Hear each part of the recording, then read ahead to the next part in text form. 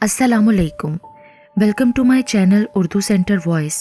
तमाम video updates के लिए उर्दू सेंटर वॉइस को सब्सक्राइब करके बेल नोटिफिकेशन को ऑन कर दें। तो आइए सुनते हैं आज की वीडियो में एक ऐसे मसीहा की नाकाबिले यकीन कहानी जिसने शैतान का लिबादा ओढ़ लिया था। सिग्नल पर शदीद ट्रैफिक जाम था। खावर किसी काम से गांव से कराची आया था। वो एक रिक्शे में सवार था। अचानक खावर की नज़र रिक्शे में बैठी लड़की की तरफ गई। वो उसे हैरत से देखता रह गया। वो पूरे वसूख के साथ कह सकता था वो उसकी बेटी है, लेकिन नहीं, उसकी बेटी तो मर चुकी है। खुद उसने अपने हाथों से उसे मन्नो मिट्टी तले ज़मीन में दफन किया था। फिर वो किस तरह जिंदा हो सकती है? ये यकीनन इसकी नज़र का धोखा है। ये कोई और लड़की है। ये भी हो सकता है उसकी मामूली मुशाबत उसकी बेटी रोमाना से मिलती हो। सिग्नल खुलने पर जैसे ही उस लड़की का रिक्शा उसके करीब आया, वो धक से रह गया। वो कोई और नहीं, उसकी अपनी बेटी रोमाना ही थी। वो रिक्शा जैसे ही उससे दूर होने लगा, खावर ने रिक्शा ड्राइवर को उस रिक्शे का पीछा करने को कहा। ड्राइवर ने चौंक कर उसकी तरफ देखा और रिक्शे का पीछा करने लगा। वो अगर कोई नौजवान होता तो रिक्शा ड्राइवर कभी इस तरह हैरान ना होता। एक बूढ़ा आदमी किसी जवान लड़की के रिक्शे का पीछा करे, इसमें हैरानी वाली बात थी। ड्राइवर ने डरते डरते पूछा, बड़े साहब, इस रिक्शे में कौन है? वो मेरी बेटी है। बेटी है? लेकिन उसने देखकर तुमसे बात भी नहीं की। वो मुझसे नाराज है। मैं उसका घर देखना चाहता हूँ ताकि उसके घर जाकर उसे मनाऊं। बच्चे बड़े होकर भी परेशान करते हैं बड़े साहब, ड्राइवर ने कहा। बचपन से इन्हें वालिदैन से नाजो नखरे उठवाने की आदत पड़ जाती है ना, इसलिए जवान होने पर भी चाहते हैं कि इनके ऐसे ही नाज नखरे वालिदैन उठाएं। बड़े साहब, बिल्कुल दुरुस्त फरमाया। वो बड़ी होशियारी से रिक्शे का पीछा कर रहा था। खावर भी नहीं चाहता था कि इस लड़की को शक हो जाए। खावर सोच रहा था कि उस लड़की का पीछा क्यों कर रहा है। वो अपनी बेटी को अपने हाथों से मनो मिट्टी में दफन कर चुका है, फिर इस लड़की का क्यों पीछा कर रहा है? नहीं, ये मेरी बेटी नहीं है। मेरी बेटी जिंदा कैसे हो सकती है? लेकिन ये बात दावे से कही जा सकती थी कि वो लड़की इसी की बेटी है। ये ज़रूर इसका दूसरा जन्म है। वो दूसरे तीसरे जन्म को नहीं मानता था। डॉक्टर ज़रीफ ने जब उसकी बेटी के बारे में ये बात कही थी कि उसकी बेटी का दूसरा जन्म है, वो बुरी तरह से चौंका था। उसने डॉक्टर ज़रीफ की बात मानने से इनकार कर दिया था। उसकी बात को झूठ माना था। अगर डॉक्टर की बात को दुरुस्त मान लिया जाए तो फिर तो ये इसकी बेटी का तीसरा जन्म हुआ ना। रोमाना को सीने में तकलीफ थी। वो अपने गांव अयासपुर के एक सरकारी अस्पताल में उसे ले गया था। गांव में सरकारी अस्पताल था जहां गरीबों का मुफ्त इलाज होता था। डॉक्टर ज़रीफ ने जब रोमाना को देखा, वो कुर्सी से उछल पड़ा। वो खासी देर तक गुमसुम रोमाना को देखता रहा। खावर को भी हैरत हुई, आखिर ऐसी क्या बात है जो डॉक्टर ज़रीफ उसकी बेटी को देखकर ऐसा परेशान हो गया है। इससे कबल खावर डॉक्टर ज़रीफ से कुछ कहता वो खुद ही बोल पड़ा। तुम्हारा वादा सच्चा था। तुमने मुझसे वादा किया था ना, तुमने उसे निभाया। तुमने मरते हुए मुझसे कहा था हर जन्म में मेरे साथ रहोगी। आज मेरे सामने इस तरह आकर तुमने साबित किया है कि तुमने कभी मुझसे झूठ नहीं बोला था और मरते हुए भी जो कहा था उसे सच कर दिखाया। अरे डॉक्टर साहब, ये कैसी बातें कर रहे हो? ये मेरी बेटी रोमाना है। खावर ने गुस्से से डॉक्टर को बोला, तुम भी ठीक कह रहे हो, ये तुम्हारी बेटी ही है, लेकिन ये तुम्हारी बेटी का दूसरा जन्म है। डॉक्टर, मुसलमान होकर ये कैसी बातें करते हो? मुझे भी इस बात पर यकीन नहीं था। मेरी बीवी ने पर मरते हुए ये बात कही थी कि वो हर जन्म में मेरे साथ रहेगी। मैंने यही सोचा था वो मोहब्बत में ये बात कह रही है। मैं बेख्तियार मुस्कुरा दिया था। डॉक्टर साहब, अक्सर सूरतें एक जैसी मिलती जुलती होती हैं। उन शक्लों को गौर से देखने पर महसूस हो जाता है कि उनमें कुछ ना कुछ फ़र्क ज़रूर है। हाँ, होता है, लेकिन तुम्हारी बेटी मेरी बीवी की हूबहू कॉपी है। मैं ये बात 100% दुरुस्त कह रहा हूँ। डॉक्टर ज़रीफ कोई नौजवान भी नहीं था जो उससे मोहब्बत करने को झूठी बात कर रहा हो। एक उधेड़ उम्र शख्स था। ऐसा समझदार आदमी, वो भी डॉक्टर होकर, मुसलमान होकर ऐसी बातें करें तो उसकी अकल पर हैरानी होती है। वक्ती तो रोमाना घबराहट का शिकार हो गई थी। उसने अपनी घबराहट पर किसी तरह काबू किया हुआ था। डॉक्टर ज़रीफ के बारे में बाद में अस्पताल के अमले से उन्हें ये बात मालूम हुई थी कि वो एक अजीब नौयत का इंसान था। عام ڈاکٹروں سے بالکل الگ، ہر وقت کھویا کھویا رہتا تھا۔ اس میں شک نہیں تھا وہ ایک محنتی ڈاکٹر تھا، مریضوں کی اچھی طرح دیکھ بھال کرتا تھا، اس کی دوائی سے مریض جلد صحت یاب ہو جاتے تھے۔ ڈاکٹر ایک اچھی زندگی گزار رہا تھا، اس کی بیوی کے بچے نہیں ہوئے تھے، لیکن اس نے کبھی دوسری شادی کے بارے میں نہیں سوچا تھا۔ وہ اپنی بیوی سے اس شدت سے محبت کرتا تھا کہ کسی اور عورت کے بارے میں محبت کرنے یا شادی کرنے کے بارے میں سوچ بھی نہیں سکتا تھا۔ ان کی ازدواجی زندگی اچھی گزر رہی تھی۔ ایک دن اس کی خوشیوں کو کسی کی نظر لگ گئی۔ اس کی بیوی کشف اسے ہمیشہ کے لیے چھوڑ کر چلی گئی تھی۔ ہسپتال میں اکثر وہ بیٹھے بیٹھے ہنسنے لگتا، کبھی کسی کو آواز دینے لگتا۔ پوچھنے پر وہ کہتا کہ اس کی بیوی ملنے آئی تھی، اسے آواز دے رہا تھا۔ جب اس سے کہا جاتا کہ اس کی بیوی مر چکی ہے، وہ کیسے آ سکتی ہے، اس پر اس کی آنکھوں میں آنسو آ جاتے اور وہ کہتا میری بیوی نے ہر جنم میں میرا ساتھ دینے کا وعدہ کیا تھا، وہ مجھ سے جھوٹ نہیں بولتی تھی، دیکھنا ایک دن میرے پاس ضرور آئے گی، ہاں تم دیکھ لینا وہ ضرور آئے گی۔ رومانہ ڈاکٹر ظریف کی دوائی سے صحت یاب ہو گئی تھی، لیکن دوائیوں سے کوئی ایسا ری ایکشن ہوا تھا جس سے اس کی طبیعت بگڑ گئی اور اس کا ایک دن انتقال ہو گیا۔ اس کی تدفین کے وقت ڈاکٹر ظریف پریشان ہونے کے بجائے خوش دکھائی دے رہا تھا۔ اس بات کو کئی لوگوں نے محسوس کیا تھا۔ رومانہ کے انتقال کے ایک ہفتے کے بعد ہی ڈاکٹر ظریف نے قصبے کے ہسپتال سے اپنا ٹرانسفر شہر میں کروا لیا تھا۔ رکشا ایک مکان کے سامنے جا کر رک گیا اور وہ لڑکی مختصر سے سامان کے ساتھ مکان کے اندر داخل ہو گئی۔ خاور بھی رکشا ڈرائیور کو کرایہ ادا کر کے مکان کی جانب بڑھا، دروازے پر دستک دی۔ دروازہ اس لڑکی نے کھولا۔ جی فرمائیے، اس نے پوچھا۔ بیٹی میں تم سے کچھ بات کرنا چاہتا ہوں۔ تم کون ہو بڑے میاں اور کیا بات کرنا چاہتے ہو؟ بیٹا مجھے اندر تو آنے دو، گھر کے اندر مجھے کسی کو بلانے کی اجازت تو نہیں ہے، پر آپ کو دیکھ کر نہ جانے کیوں میرا بھی دل آپ سے بات کرنے کو چاہ رہا ہے، آپ کو جانے پہچانے سے لگ رہے ہیں۔ یہ کہتے ہوئے لڑکی نے خاور کو اندر آنے کو راستہ دیا۔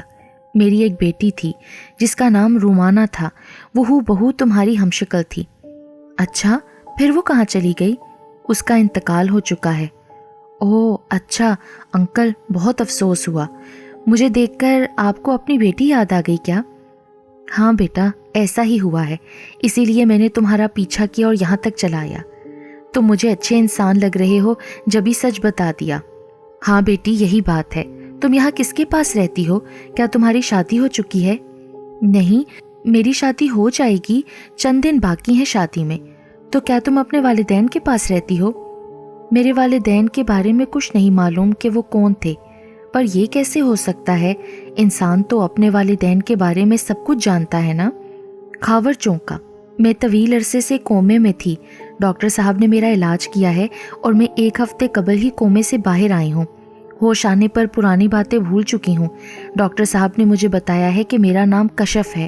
مجھے اور بھی عجیب و غریب باتیں بتائی ہیں، لیکن میرا ذہن ان باتوں کو قبول نہیں کر رہا۔ ڈاکٹر صاحب نے میرا علاج کیا ہے، اس لیے ان کی بات کو ماننا پڑتا ہے، وہ مجھ سے جھوٹ کیوں بولیں گے؟ کیا باتیں بتائی ہیں تمہیں ڈاکٹر نے؟ وہ کہتے ہیں میرا یہ دوسرا جنم ہے، میرے پہلے جنم میں جو والدین تھے ان کی تصاویر بھی دکھائیں۔ پہلے جنم میں میری شادی ڈاکٹر صاحب سے ہو چکی ہے، پھر میرا انتقال ہو گیا تھا۔ دوسرے جنم میں میرے جو والدین ہیں ان کی تصاویر ان کے پاس نہیں ہے۔ ڈاکٹر صاحب نے مجھ سے وعدہ کیا ہے، شادی ہو جانے پر وہ ضرور کسی نہ کسی طریقے سے میرے والدین کی تصاویر حاصل کر کے مجھے دکھائیں گے۔ لڑکی نے یہ سب باتیں بتائیں تو خاور کا ذہن اس لڑکی کی باتیں سن کر کہہ رہا تھا ضرور یہاں کوئی گڑبڑ ہے۔ اچھا بیٹی یہ بتاؤ ڈاکٹر صاحب کا نام کیا ہے؟ ڈاکٹر ظریف۔ کیا؟ ڈاکٹر ظریف؟ انکل کیا آپ ان کو جانتے ہیں؟ تم ان کی تصویر دکھاؤ بیٹا، پھر ہی میں کچھ کہہ سکتا ہوں، جانتا ہوں کہ نہیں۔ میں ابھی تصویر دکھا دیتی ہوں آپ کو ان کی۔ یہ کہہ کر کشف نے ان کو ڈاکٹر ظریف کی تصویر دکھائی۔ تصویر دیکھ کر خاور کو زبردست جھٹکا لگا۔ یہ تو وہی ڈاکٹر ظریف تھا جو ان کے قصبے کے ہسپتال میں کام کرتا تھا۔ خاور نے اپنے آپ کو سنبھالا اور بولا، بیٹی مجھ سے ایک وعدہ کرو، تم ڈاکٹر ظریف کو کچھ بھی نہیں بتاؤ گی، نہ میرے یہاں آنے کے بارے میں اور نہ ہی میری اور تمہاری جو باتیں ہوئیں اس بارے میں۔ پر وہ کیوں انکل؟ میں ایک عرصے ملک سے باہر رہا ہوں، میری ڈاکٹر ظریف سے اس دوران ملاقات نہیں ہو سکی تھی۔ میں اچانک ڈاکٹر ظریف کو گھر آ کر سرپرائز دینا چاہتا ہوں، ان کے لیے کچھ تحائف بھی ساتھ لاؤں گا۔ ٹھیک ہے پھر میں نہیں بتاؤں گی۔ اچھا بیٹی اب میں چلتا ہوں۔ اس طرح کیسے؟ میں نے آپ کی کوئی خدمت بھی نہیں کی۔ میں نے کہا نا میں دوبارہ آؤں گا سرپرائز کے ساتھ، پھر میں کئی دن تمہارے پاس رہوں گا، خوب جی بھر کر خدمت کر لینا۔ یہ کہتے ہوئے خاور تیزی سے اٹھا اور گھر سے نکل آیا۔ وہ جس کام سے شہر کراچی آیا تھا وہ بھول چکا تھا، اب وہ جلد سے جلد قصبے میں پہنچنا چاہتا تھا۔ قصبہ پہنچ کر اس نے تھانے میں SHO کو ساری بات کہہ سنائی۔ تمہاری بات سن کر تو مجھے کچھ گڑبڑ لگ رہی ہے۔ لڑکی کا بیان، وہ ایک عرصے کومے میں رہی ہے اور اسے کچھ یاد نہیں کہ اس کے والدین کون ہیں۔ چلو ٹھیک ہے، میں اپنی ٹیم کے ساتھ تمہارے ساتھ چلتا ہوں، لیکن اس سے پہلے ہمیں قبرستان کے گورکن کو بلانا چاہیے۔ یہ کہہ کر SHO نے ایک کانسٹیبل کو گورکن کو تھانے بلانے کا حکم دیا۔ تھوڑی دیر گزرنے پر گورکن پولیس کانسٹیبل کے ساتھ تھانے میں موجود تھا۔ سلیمان، صحیح بتاؤ معاملہ کیا ہے؟ کون سا معاملہ صاحب؟ گورکن سلیمان کے چہرے کا رنگ اڑ گیا۔ وہ کبھی خاور کو کبھی SHO کو دیکھ رہا تھا۔ دیکھو، ہمیں سب علم ہو چکا ہے، لیکن حقیقت تمہارے منہ سے سننا چاہ رہا ہوں۔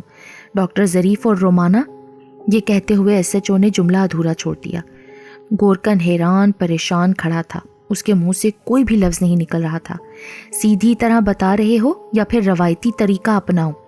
SHO نے گرجتے ہوئے کہا، میں بے قصور ہوں، میں نے کچھ نہیں کیا۔ مجھے ڈاکٹر ظریف نے کچھ رقم دے کر کہا تھا جب رومانہ کی قبر بناؤں تو اس میں ایک سوراخ رکھ چھوڑوں۔ میں نے جب اس بارے میں پوچھا تو اس نے کہا تمہیں عام کھانے سے غرض رکھنی چاہیے، رات کو میں آؤں گا اور اس سے زیادہ رقم تمہیں دوں گا۔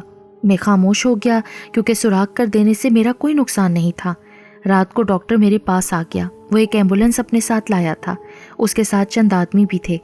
ڈاکٹر صاحب نے مجھے اچھی خاصی رقم دیتے ہوئے کہا تھا تمہیں اپنی زبان کو خاموش رکھنا ہے، اسی لیے میں نے تمہیں اتنی بڑی رقم دی ہے۔ میرے ساتھی رومانہ کی لاش کو اپنے ساتھ لے کر جائیں گے۔ پر آپ لوگ اس کی لاش کا کیا کریں گے؟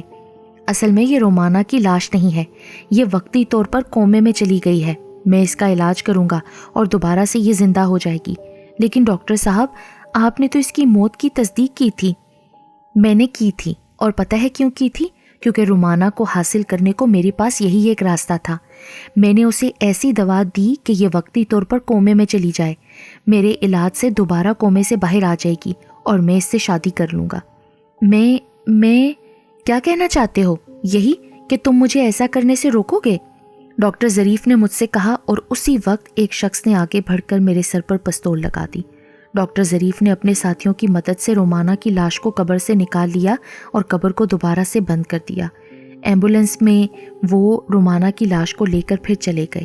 گورکن نے جو کچھ بتایا اس کی بات نے تصدیق کر دی تھی۔ ڈاکٹر ظریف کے پاس جو لڑکی ہے دراصل وہ رومانہ ہی ہے۔ ڈاکٹر ظریف نے رومانہ کو حاصل کرنے کے لیے جو بھی کیا تھا وہ ناقابل معافی جرم تھا، اس لیے گرفتار کرنا اسے ضروری ہو گیا تھا۔ یہ اتفاق ہی تھا، خاور کراچی کام سے گیا اور ڈاکٹر ظریف کا راز فاش ہو گیا، ورنہ وہ اپنے مقصد میں ضرور کامیاب ہو جاتا۔ پولیس نے جب ڈاکٹر ظریف کو چھاپا مار کر گرفتار کیا تو وہ ہکا بکا رہ گیا۔ اس کے وہم و گمان میں بھی نہیں تھا کہ اس کا راز ایک دن کھل جائے گا۔ ڈاکٹر کو جیل بھیج دیا گیا۔ عدالت نے ڈاکٹر ظریف کا طبی معائنہ کرانے کا حکم دے دیا۔ وہ نارمل انسان نہیں لگ رہا تھا۔ طبی معائنے میں ڈاکٹر ظریف کو پاگل قرار دے کر پاگل خانے میں علاج کرانے کی تجویز دی گئی تھی۔ اس کی رپورٹ میں لکھا تھا کہ اسے اپنی بیوی سے شدت سے محبت تھی۔ اس کی جدائی میں یہ نفسیاتی مرض میں مبتلا ہو چکا ہے، اس کا علاج کرانا بہت ضروری ہے۔ پاگل خانے میں بھی اکثر ڈاکٹر ظریف کو پاگل پن کے دورے پڑنے لگے تھے۔ وہ رومانہ کے پاس جانے کی ضد کرنے لگتا تھا۔ بڑی مشکل سے پھر اسے پکڑ کر انجیکشن لگا کر بے ہوش کیا جاتا تھا۔ ایک رات ڈاکٹر ظریف پر پاگل پن کا اس طرح کا دورہ پڑا کہ اس نے خود کو بری طرح سے دیوار سے ٹکرے مار مار کر زخمی کر لیا اور زیادہ خون بہہ جانے کے سبب صبح ہونے پر وہ انتقال کر گیا۔ اپنے مفاد کی خاطر ڈاکٹر نے شیطانی کھیل کھیلا تھا، مگر کہتے ہیں نا، مارنے والے سے بچانے والا بہت بڑا ہوتا ہے۔ جب مسیحا ہی شیطان کا لبادہ اوڑھ لے تو ہر طرف تباہی کا منظر نظر آتا ہے۔ بدی کی ہمیشہ ہار ہی ہوتی ہے۔ اس لیے 1 سال بعد ہی صحیح، لیکن ڈاکٹر کا راز فاش ہو گیا۔ بیٹی اپنے باپ کو دوبارہ مل گئی اور ڈاکٹر کا برا انجام ہوا۔